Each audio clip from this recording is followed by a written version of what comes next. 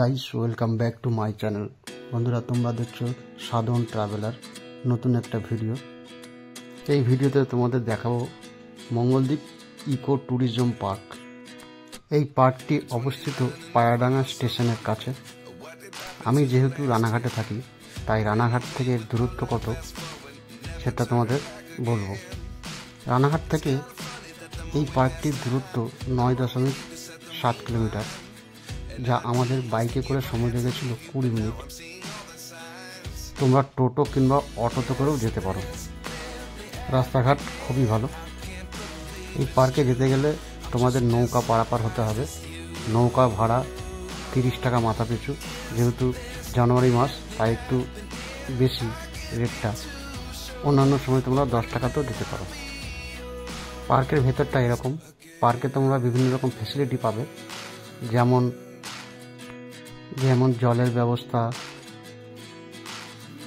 টয়লেটের ব্যবস্থা, ডেকোরেটার্সের জিনিসপত্র তোমরা রেন্টে পেয়ে যাবে খুবই কম খরচে। পার্কে এন্ট্রির জন্য কোনো পয়সা লাগে না, সম্পূর্ণ ফ্রি। জানুয়ারি মাসটাকে একটা সেলিব্রেশন মাস হিসাবে ধরা হয়।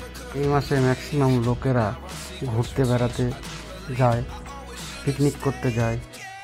তাই এই পার্কে সাধারণত ডিসেম্বর আর জানুয়ারিতে তোমরা ম্যাক্সিমামটাই ভিড় পাবে।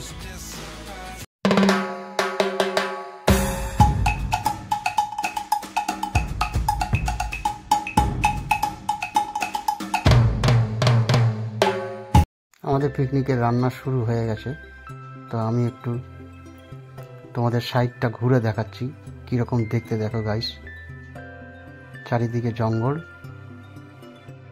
আর উল্টো দিকে নদী আছে। নদীর পাড়ে এই পার্কটি অবস্থিত। এই পার্কে অনেক দূর দূর থেকে লোকেরা ঘুরতে আসে, কারণ এই পার্কটি এতটাই ন্যাচারাল, এতটাই সুন্দর, তোমাদের বাড়ি ফিরতে ইচ্ছা করবে না, এতটাই সুন্দর।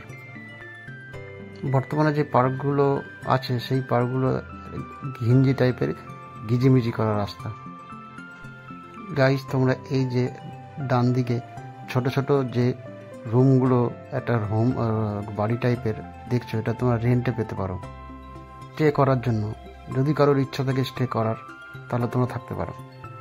বাঁদিকের এই জায়গাটা আমরা চুজ করেছি পিকনিক করার জন্য। কত সুন্দর গাছপালায় ভর্তি। আমার মনে হয় না এর থেকে ভালো পিকনিক স্পট আর কোথাও আছে। প্রত্যেক বছর আমরা এই স্পটটাকেই চুজ করি। এই স্পটে এই মাসে আমরাই 10-12 বার পিকনিক করি, যেহেতু আমাদের বাড়ি থেকে এই স্পটটা খুবই কাছে। তো গাইস, আমরা আনন্দ করি এইভাবে।